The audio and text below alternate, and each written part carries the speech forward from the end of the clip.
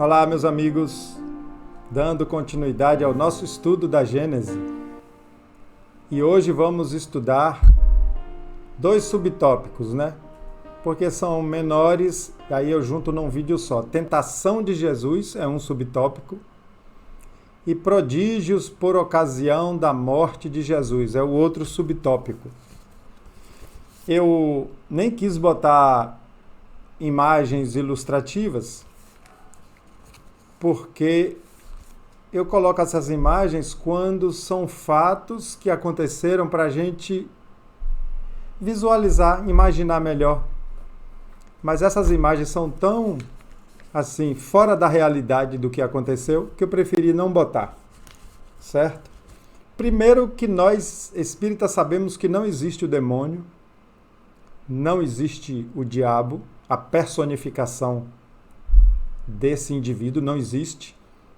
O que existe são forças, energias do mal, que são assim por ignorância das pessoas, dos espíritos que produzem essa energia, que ainda não despertaram para o bem, para a vida espiritual verdadeira do bem, e produzem energias negativas de maldade, de obsessão, de intuição para o mal. Existe essa, vamos chamar de egrégora, dessa energia que influencia. Isso sim teria sim alguma aparência com o que é o tal do demônio, né, que as religiões pregam. É essa força. E existe também espíritos ainda muito mergulhados nessa ignorância, que até comandam grupos de espíritos para que façam maldades na Terra, para que obsidiem pessoas. Isso existe, mas que só vai acontecer sobre nós se dermos sintonia, se tivermos portas abertas para isso. Por exemplo, se alguém oferece droga para outro, cocaína, maconha e outras drogas, essa pessoa vai aceitar não apenas porque foi oferecida, mas porque ela tem essa propensão a fazer uso, tem essa propensão, tem essa possibilidade. Ainda não tem um entendimento que bloqueie essa influência. Outros não vão aceitar e vão até deixar de andar com aquela pessoa.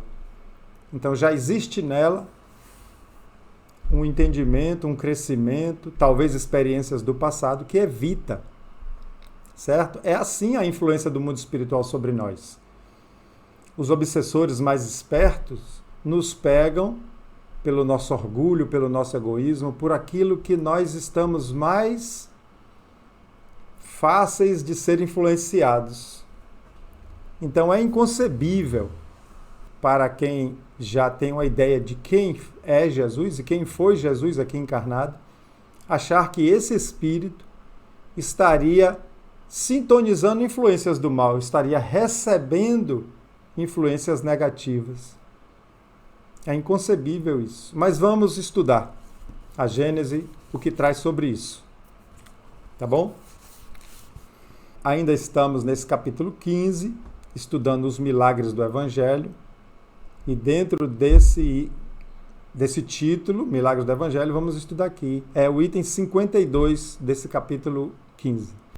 Jesus, transportado pelo diabo ao pináculo do templo, depois ao cume de uma montanha, e por ele tentado, constitui uma daquelas parábolas que lhe eram familiares e que a credulidade pública transformou em fatos materiais.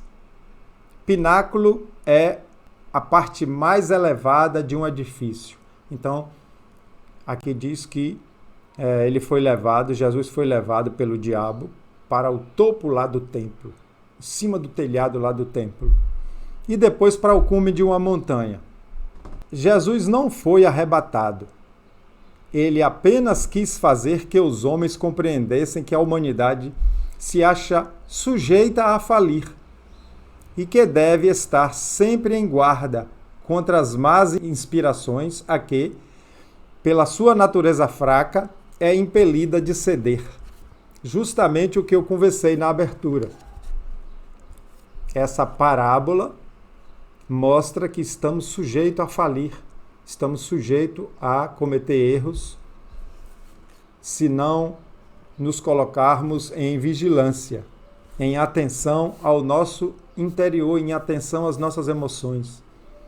A tentação de Jesus é, pois, uma figura, e fora preciso ser cego espiritual, para tomá-la ao pé da letra. Então, é ter uma compreensão ainda muito limitada do que é Jesus, do que é o bem, do que é sintonia, do que é perispírito, do que é evolução espiritual, do que é ser um espírito puro, para acreditar que um diabo chegou e conseguiu tentar Jesus. Como pretenderíeis que o Messias, o Verbo de Deus encarnado, tenha estado submetido por algum tempo, embora muito curto fosse este, às sugestões do demônio, e que, como diz o Evangelho de Lucas, o demônio houvesse deixado por algum tempo, o que daria a supor que o Cristo continuou submetido ao poder daquela entidade? Então é o que eu já comentei. Como pode imaginar uma coisa dessa? Não. Compreendei melhor os ensinos que vos foram dados. O espírito do mal nada poderia sobre a essência do bem. Fazendo uma observação aqui, abrindo um parênteses, esse texto que a gente está lendo, Tentação de Jesus, não é de Kardec. É um texto de João Evangelista. Aquele que andou com Jesus, o apóstolo João, que depois, no ano de 1200 e pouco, reencarnou como Francisco de Assis. Esse texto é desse espírito. Ninguém diz ter visto Jesus no cume da montanha, nem no pináculo do templo. Certamente, tal fato teria sido de natureza a se espalhar por todos os povos. Então, se alguém tivesse visto Jesus lá em cima, alguém teria relatado essa visão de ver Jesus lá em cima do templo ou no cume da montanha. A tentação, portanto, não constitui um ato material e físico. Quanto ao ato moral, admitiríeis que o espírito das trevas pudesse dizer àquele que conhecia sua própria origem e seu poder: adora-me, que te darei todos os remos da terra, quer dizer, todo o controle da terra. Imagine se Jesus estaria encantado com poderes materiais, com poderes da terra, da vida terrena, um espírito que já tinha atingido a pureza, já tinha em si toda a potencialidade do amor e da inteligência. Imagine isso. Espíritos que conhecemos, como Irmã Dulce, como Chico Xavier, como Madre Teresa de Calcutá e tantos outros espíritos de bondade na Terra, não cederia, não davam importância a bem material. O próprio Francisco de Assis. Quanto mais Jesus se encantar ou por algum instante pensar em trocar a missão dele por alguma coisa terrena. Desconheceria então o demônio aquele a quem fazia tais oferecimentos? Quer dizer, se algum espírito ainda tivesse a capacidade de chegar no ouvido de Jesus e falar algo, Jesus desconheceria que tipo de coisa estava acontecendo? Jesus desconheceria que aquilo era uma tentativa de influência do mal? Jesus ia amar esse espírito, ia ter misericórdia dele. Não é provável. Ora, se o conhecia, suas propostas eram uma insensatez, pois ele não ignorava que seria repelido por aquele que viera destruir-lhe o império sobre os homens. Compreendei, portanto, o sentido dessa parábola, que outra coisa aí não tendes, do mesmo modo que nos casos do filho pródigo e do bom samaritano, aquela mostra os perigos que correm os homens, se não resistem à voz íntima que lhes chama sem cessar.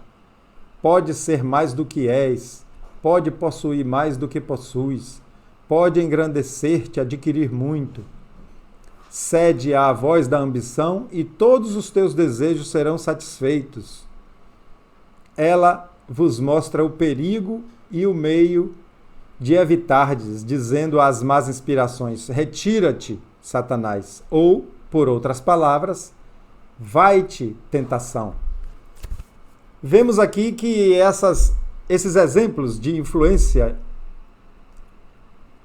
de obsessão que ele deu vários exemplozinhos aqui, é tudo ligado aos prazeres da terra, os prazeres terrenos, as conquistas terrenas, o orgulho, o egoísmo, né?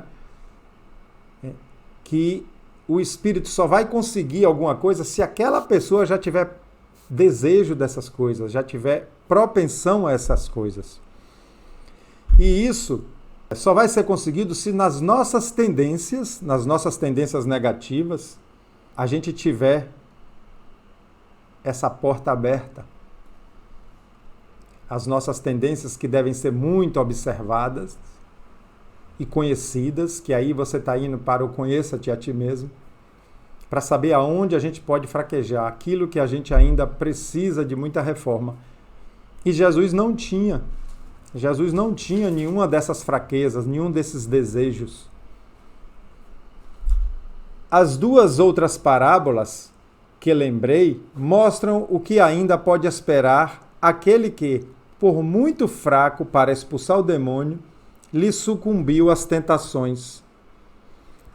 Então, as duas parábolas que ele citou, do filho pródigo e do bom samaritano, ele citou lá em cima, né? Mostram a misericórdia do pai de família, pousando a mão sobre a fronte do filho arrependido, isso no caso do filho pródigo, e concedendo-lhe com amor o perdão implorado. Mostram o culpado, o cismático, o homem repelido pelos irmãos, valendo mais aos olhos do juiz supremo do que os que o desprezam, por praticar ele as virtudes que a lei do amor ensina. Esse segundo, ele está falando do bom samaritano, que era repelido por todos, que desprezado, mas ele agiu de uma forma muito superior. Então ele deu esses dois exemplos. Eram exemplos para despertar em nós essa visão maior do que os valores terrenos. Porque tanto o pai que recebeu o filho pródigo e o bom samaritano, eles tiveram atitudes nobres, esse pai e esse samaritano, com muito mais valor do que aqueles que os julgam, os desprezam. Então, essa parábola da tentação é para nos despertar isso, para nos despertar essa visão dos valores espirituais, dos valores terrenos, e que a gente esteja sempre em vigilância para os arrastamentos aqui da terra, as tentações materiais, emocionais, do orgulho, do egoísmo, para que na hora que a gente estiver recebendo essa influência, aquele pensamento que você pensa que é seu, e muitas vezes não é, e você está alerta para os seus valores, os seus princípios, o que você acredita, superar a essa tentação das coisas da terra. Pesai bem os ensinamentos que os evangelhos contêm. Sabei distinguir o que ali está em sentido próprio ou em sentido figurado, e os erros que vos hão cegado durante tanto tempo se apagarão pouco a pouco, cedendo lugar à brilhante luz da verdade. Então, nesse fechamento, João Evangelista, Bordeaux, 1862, nesse fechamento, ele nos aconselha a perceber o que o Evangelho está sendo dito de fato e o que o Evangelho está trazendo como parábola, como ensinamento, que Jesus fez muitas parábolas, né? Para que a gente compreenda bem. Como disse Jesus, nenhuma planta que meu Pai Celestial não plantou ficará. Quer dizer, todas essas plantas que o Pai não plantou serão arrancadas pela raiz. E essas plantas que ele fala são os ensinamentos equivocados que vêm sendo jogados para a humanidade ao longo dos séculos, principalmente por religiões desde a época dos judeus, dos fariseus, né, dos escribas. Agora nós vamos para o segundo tópico, prodígios por ocasião da morte de Jesus. Esse texto é de Kardec, não é de João, como foi o anterior, João o Evangelista. Item 54. Ora, desde a 6ª do dia até a 9ª, quer dizer, de 6 às 9, toda a terra se cobriu de trevas. Isso aqui é o trechinho do Evangelho. Ao mesmo tempo, o véu do templo se rasgou em 2, de alto a baixo. A terra tremeu, as pedras se fenderam, os sepulcros se abriram e muitos corpos de santos que estavam no sono da morte ressuscitaram. E, saindo de seus túmulos após a ressurreição, vieram à cidade santa e foram vistos por muitas pessoas. Mateus capítulo 27, item 45 e 51 a 53. Isso aqui é o que está relatado lá no Evangelho, o que aconteceu enquanto Jesus estava na cruz. É singular que tais prodígios, operando-se no momento mesmo em que a atenção da cidade se fixava no suplício de Jesus, que era o acontecimento do dia, né, a crucificação de Jesus, não tenham sido notados, pois que nenhum historiador os menciona.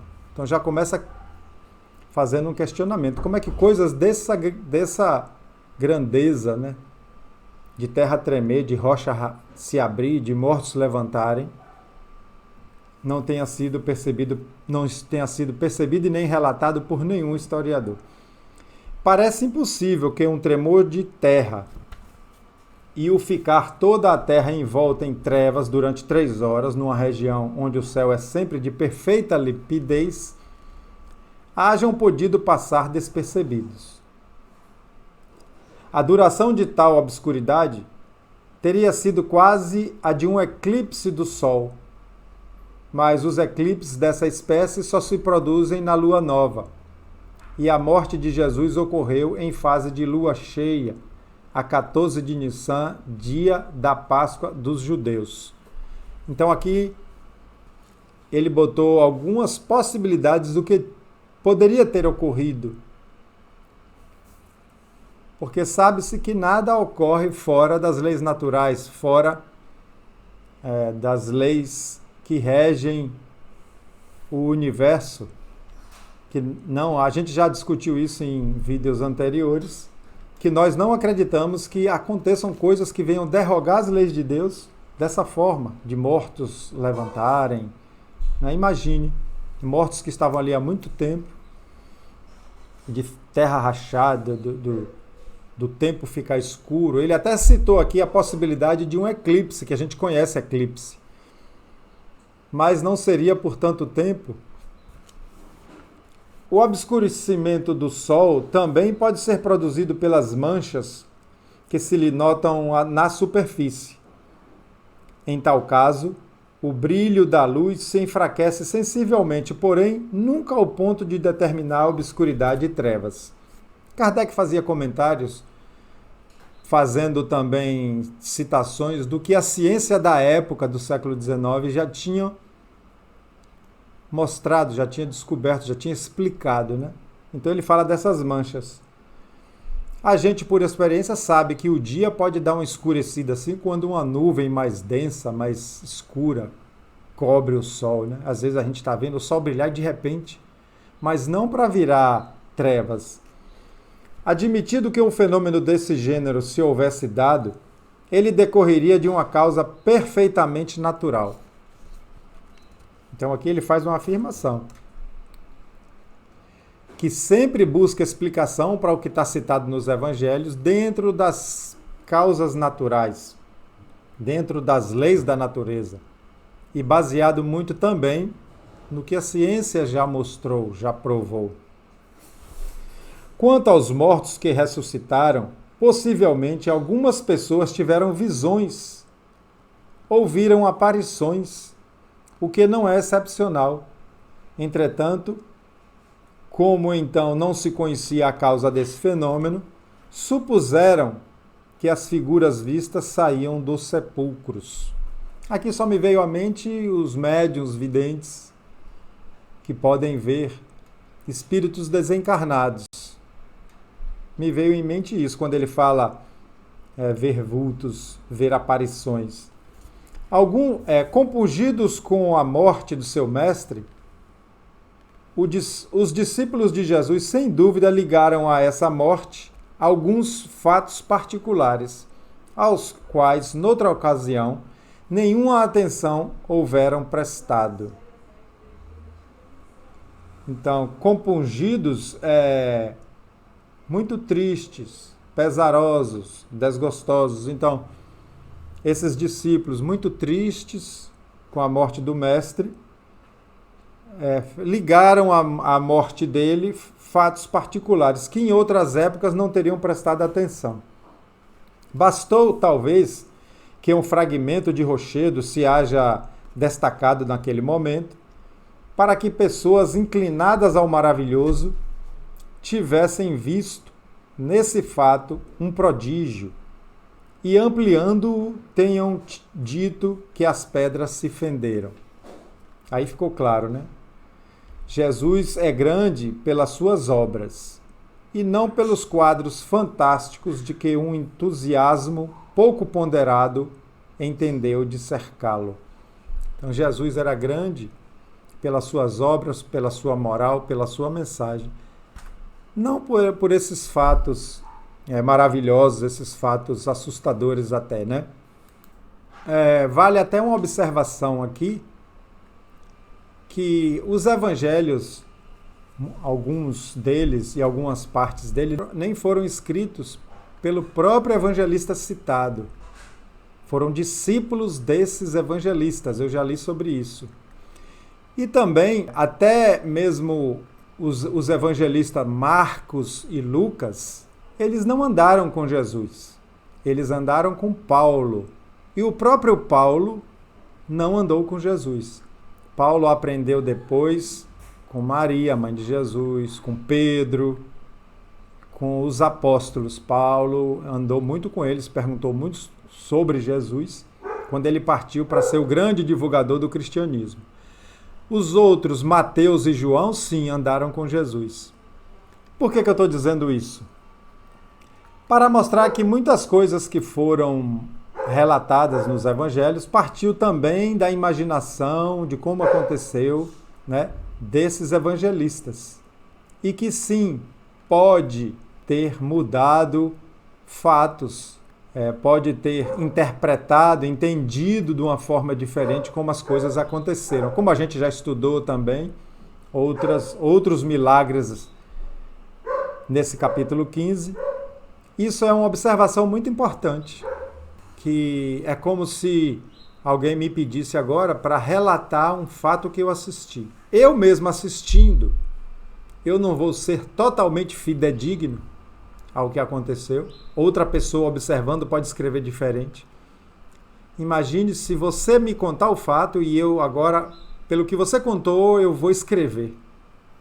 Tem essas observações. Por isso, no meu entendimento, um dos papéis da doutrina espírita é esse, de reviver, relatar novamente, pela explicação dos espíritos, como as coisas aconteceram.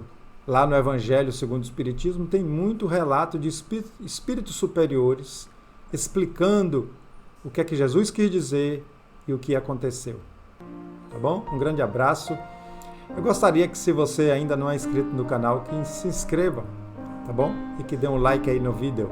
Um grande abraço a todos. Jesus nos abençoe e abençoe também as nossas famílias.